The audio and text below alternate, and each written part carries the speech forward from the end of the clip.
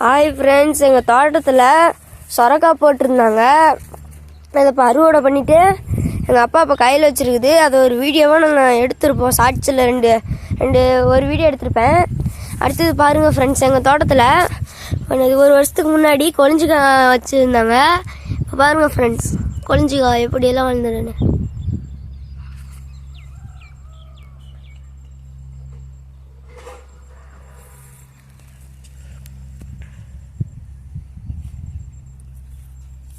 அடுத்தது அப்படியே அந்த சைடு வந்து பார்த்தீங்கன்னா அது பீக்கங்காய் இருக்கும்.